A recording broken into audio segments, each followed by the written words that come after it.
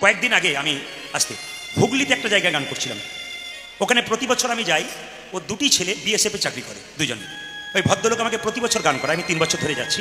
তো ওদের বাড়িতে একটা জিনিস দেখলাম, আমি কীর্তন করতে যাব, বাসাতে বসে আছি এবছর, 3টে মহিলা 3টে গোপালকে কোলে করে নিয়ে আমাকে প্রণাম করতে গেছে। আমি বললাম গোপাল কোলে নিয়ে প্রণাম করতে নেই, আপনি নমস্কার করুন। বললাম কোথায় বাড়ি? বলে কলকাতা। বলে আপনি এখানে এলেন কেন? বলে কলকাতায় আপনাকে সব জায়গায় পাওয়া যায় না, তাই চলে এলাম, আমাদের আত্মীয় বাড়ি বটে। বাহ, গোপাল নিয়ে এসছেন? বলে হ্যাঁ। কীর্তন শুনতে বসেছে মায়েরা আপনাদের মতো, জলের বোতল নিয়ে বসেছে, আসন নিয়ে বসেছে, গোপালগুলোকে 3জনকে নামিয়ে দিয়ে সামনে বসে আছে। কীর্তন শেষ হয়ে গেল, সবাই উঠে চলে গেল। আপনার শিখবেন এর থেকে, 3টে মেয়ে কি করলো, ধুলোই গড়াগড়ি দিচ্ছে, একবারে 3জন গড়াগড়ি দিচ্ছে। একজন মহিলাকে জিজ্ঞেস করলাম, দিদি আপনি এত সুন্দর শাড়ি পরেছেন, কলকাতা থেকে এসছেন, এই শাড়িটা আপনার ধুলোতে নষ্ট হয়ে যাচ্ছে না? উনি বলছেন, আপনার কীর্তনই তো শুনলাম, স্বামীর যদি 4টে কাপড় দোকান থাকে, দেহ থেকে প্রাণ বেরিয়ে গেলে চিতাতে শুয়ে দিলে একটাও কাপড় দেবে না।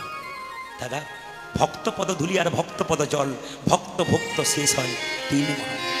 যেখানে অভিমান থাকবে, অহংকার থাকবে, সেখানে গোবিন্দ থাকবে। ওই 3টি মেয়ে গড়াগড়ি দিচ্ছে। আমি একটু জিজ্ঞেস করলাম, কিছু মনে করো না, বড়জনকে জিজ্ঞেস করলাম, তুমি কি করো? মেয়েটি বললো, আমি কলকাতার কলেজের প্রফেসর।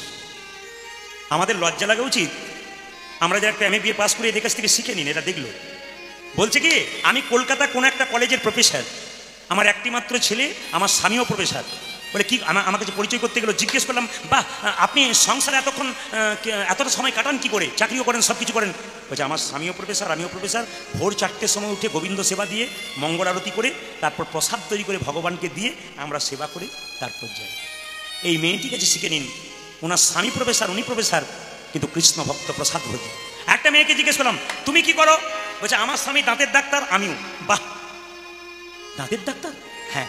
আমি মনে মনে ভাবলাম, তুমি যদি আমার চাইতে ছোট না হতে, আমি তোকে একবার প্রণাম করতাম তোমাকে। আরেকটি মেয়ে খুব কম বয়স, 20 বছর। বললাম তুমি কি করো? বলছে দাদা আমি বিউটি পার্লারে কাজ করি। আমিও তো করি। বলছে আপনি করেন কীর্তনে ফাঁকে? বললাম না, কীর্তন করতে করতে করি। বলে বুঝলাম না। বলছে আমি বললাম তুমি তো বিউটি পার্লারে কাজ করে মেয়েদের বাইরেটা ভালো করার চেষ্টা করো, আর আমি বিউটি পার্লারে কাজ করে ভক্তের হৃদয় মন্দিরটাকে ভালো করার চেষ্টা করি।